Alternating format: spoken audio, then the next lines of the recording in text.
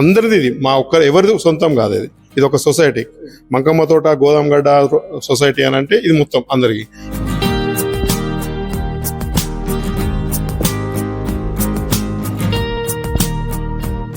కొందరేమో ఇళ్ళకి వెళ్ళి తీసుకొచ్చి చేసుకుంటారు, బ్లాంకెట్లు అతను వేరే కాడికి వెళ్ళి తెచ్చి చేసుకుంటారు. ఇట్లా రకరకాల ఎవరి పని వాళ్ళు వచ్చి ఎవరి వీల్ టైం వాళ్ళు చేసుకుని వెళ్ళిపోవడమే.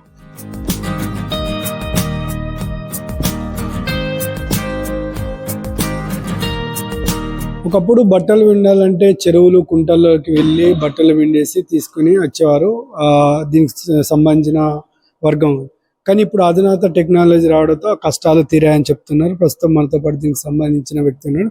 చెప్పండి, అంటే ఒకప్పుడు చెరువులు కుంటల్లో విండిన బట్టలు నేడు ఆధునిక మిషన్లు వచ్చాయి. అసలు ఎట్లా ఉంది అంటే మారాయా మీ జీవితాలు, ఏమైనా చేంజ్ అయ్యాయి? అవునండి, అంతకుముందు మా తల్లిదండ్రులు మా పెద్దవాళ్ళు దాదాపు వాగులల్లో కుంటలలో ఉతికేవాళ్ళు.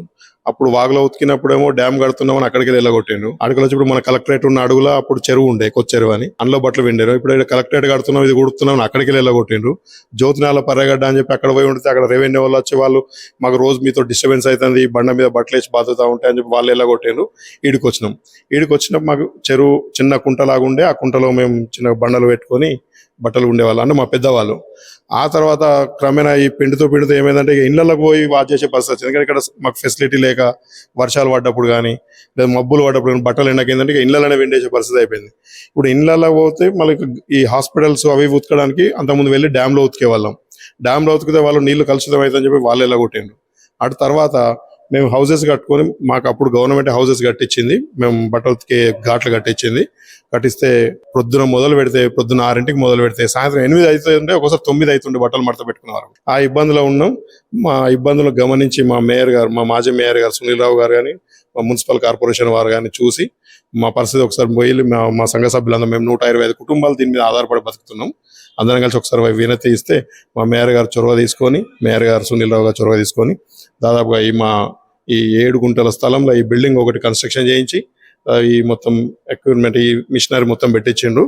దాదాపుగా 2.5 కోట్ల దాకా దీనికి ఖర్చు అయింది. అప్పటి నుండి ఏంటంటే మేము పొద్దున 6 గంటల నుండి సాయంత్రం 8 గంటల దాకా చేసుకునే మేము ఇవాళ పొద్దున 6 గంటలకు వస్తే కొంతమంది అంటే ఎవరి తొందర అయిపోతే వాళ్ళు వెళ్ళిపోవడమే. 12 గంటల వరకు ఇక్కడ ఒక మనిషి కనబడతలేడు. మళ్ళీ వెళ్ళి వేరే పని చేసుకుంటున్నాం. మళ్ళీ గిట్టుబాటు కూడా మంచిగా అవుతుంది. అంతకుముందు ఏంటంటే సరైన అంటే పనికి తగ్గట్టు డబ్బులు ఇచ్చేవాళ్ళు కాదు. ఒకప్పుడు అంటే ఎన్ని జతలు విండేవారు, ఇప్పుడు మిషన్స్ వచ్చాక ఒక రోజులో ఎన్ని జతలు అంటే ఎన్ని కేజెస్ బట్టలు విండాల్సి వస్తుంది? ఈ 3 ఎన్ని కేజెస్ ఉంటాయి? ఇవే డ్రై చేస్తాయా, మొత్తం ఆరేస్తాయా, మీరు ఇంకేమైనా? అవునండి, అయితే ఇంతకుముందు మాకు సమయం ఎక్కువ పట్టేది కదా. అప్పుడు ఒక 10-20 కుటుంబాలు ఒక రోజు ఉతుకోవాలి, 10-20 కుటుంబాలు ఒక రోజు ఉతుకోవాలి, 10-20 కుటుంబాలు ఇంకొక రోజు, ఇట్లా వంతుల వారి పెట్టుకొని చేసుకున్నారు. ఎందుకంటే స్థలం సరిపోకపోవడం వల్ల. ఇప్పుడు ఏంటంటే రోజు ప్రతి ఒక్కరు అందరం 5 గంటలకు వచ్చిన వాళ్ళు 5 గంటలకు, 6 గంటలకు వచ్చిన వాళ్ళు 6 గంటలకు వచ్చిందంటే వాళ్ళకి 1 గంటలో అయిపోతుంది. ఈ పెద్ద మిషన్ ఇల్లు దాదాపు ఒక 100 డ్రెస్సులు వేయచ్చు ఒకేసారి. ఈ చిన్న మిషన్లలో 50 డ్రెస్సులు వేయచ్చు. బెడ్షీట్స్ అయితే ఇంట్లో ఒక 100-120 బెడ్షీట్స్ వేయచ్చు. ఇలా 60 అంటే ఇది 60 kgs వెయిట్ తీసుకుంటుంది పొడి బట్టను. ఇవి 30 kgs వెయిట్ తీసుకుంటాయి. ఇందులో ఒక కరెక్ట్ అరగంట అంటే ఫస్ట్ ఒకసారి జాడేయడానికి ఒక 5 నిమిషాలు, కెమికల్ వేసి ఒక 10 నిమిషాలు, మళ్ళీ 2 సార్లు వాటర్ వేసి 10 నిమిషాలు క్లీన్ అయిపోతుంది. టబ్లోకి తీసుకొని మళ్ళీ అక్కడ హైడ్రో అనే మిషన్ ఉన్నది, ఆ మిషన్ అలా వేస్తే ఒక్క చుక్క నీళ్ళు లేకుండా ఆల్మోస్ట్ ఎండినదా అన్నట్టుగా తయారవుతుంది. అందులోకి వెళ్ళి ఒకవేళ మబ్బులు పడి ఎండలు కొట్టగా మబ్బులు పడి ముసులు పడ్డప్పుడు పక్కకు ఇంకొకటి టర్బో ఎక్సైడ్ అని ఒకటి ఉన్నది, అందులో వేస్తే 10 minutes మొత్తం ఇప్పుడు మీరు మీ ఒంటి మీద ఉన్న షర్ట్ ఎట్లుంటుందో పొడి అట్లుంటుంది. అవసరం ఉన్నాయేమో ఐరన్ చేస్తాం, అవసరం లేని అట్లనే కట్టించేస్తాం. దానివల్ల ఏంటంటే మాకు సమయం సేఫ్ అయిపోయింది. ముఖ్యంగా ఏంటంటే శరీరానికి అసలు అలసిపోయే అటువంటి శ్రమ లేదు. బయట మీరు కూడా అక్కడక్కడ చూస్తుంటారు, చెరువుల కాడ కుంటల కాడ అక్కడక్కడ బట్టలు ఉడకబెట్టే వాళ్ళం, తొందరగా పోవు అని చెప్పి. ఇప్పుడు ఏదైనా కెమికల్ వచ్చింది కాబట్టి ఉడకబెట్టే అవసరం లేకుండా పోయింది. బెడ్షీట్స్ అయితే ఒక రకంగా, హాస్పిటల్ బట్టలు, బ్లడ్ బట్టలు ఒక్కొక్క దానికి ఒక్కొక్క రకం. అంటే మాకున్న ఆలోచన విధానంతో వేరుగా చేసి వాటిని విభజించి చేస్తాం. కరీంనగర్ మొత్తం ఇవే ఉన్నాయి, ఇంకెక్కడ? కరీంనగర్ మొత్తంలో మాది ఒకటే ఉన్నది ఇప్పుడు. అంటే కొంత ప్రైవేట్ వాళ్ళు పెట్టుకున్నారంట, చిన్న అంటే ఇట్లా చిన్న పెట్టుకున్నారంట. వాళ్ళ మందం వాళ్ళకు ఒక హాస్పిటల్ ఉంటే వాళ్ళకి నడుస్తుంది, ఒక 10 ఇండ్లు ఉన్న వాళ్ళకు వాళ్ళకి అది నడుస్తుంది. మాకేంటంటే ఒక సొసైటీకి కాబట్టి ఇంత పెద్ద మిషనరీ అవసరం పడింది. అంటే మీరు ఎట్లా శాలరీల కింద చేస్తారా గవర్నమెంట్ కు? ఇప్పుడు మీరు ఓన్ ఇది ఎట్లా ఓన్ చేస్తారు? ఈ స్థలం మాకు ఒకప్పుడు ఒక 1979లో మా సొసైటీ స్థాపించబడింది. 79లో అప్పటి నుండి మేము చెప్పినా కదా, కాలువల కుంటలల్లి అంతా తిరుగుకుంటూ వచ్చి ఇక్కడికి వచ్చింది కదా. మాకు సొసైటీ కింద అప్పుడు శర్మ కలెక్టర్ గారు అని ఉండేనట 79లో 80లో. మేము అప్పుడు చిన్నపిల్లలం వారి మాకు ఈ స్థలం కేటాయించిండ్రు. అప్పటి నుంచి వెళ్ళి అందరిది ఇది, మా ఎవరిది సొంతం కాదు, ఇది ఒక సొసైటీ. మంకమ్మ తోట గోదాంగడ్డ సొసైటీ అని అంటే ఇది మొత్తం అందరికి.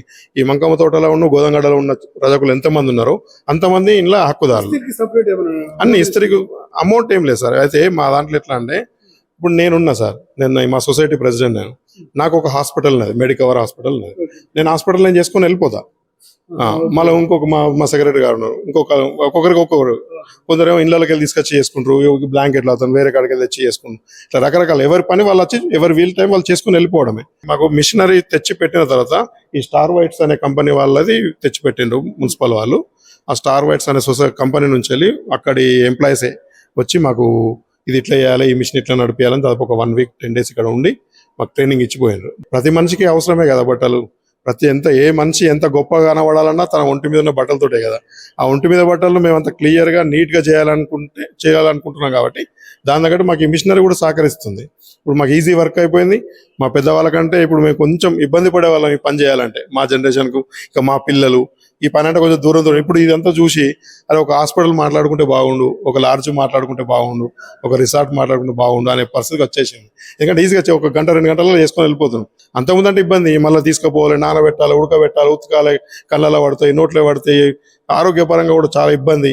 ఎందుకంటే ఇప్పుడు వచ్చే రోగాలు వాటిని బట్టి మేము మా హౌజులలో ఉన్న నీళ్ళల్లో ఆ బట్టలు జాడిస్తాం. కాళ్ళకి ఏమైనా దెబ్బ తగిలి పుండై ఉంటే దానివల్ల కూడా కొన్ని కుటుంబాలు, మా దానిలో విద్యానగర్లో ఉండే వెంకన్న అని వాళ్ళు కుటుంబం మొత్తం చనిపోయినారు వాళ్ళు.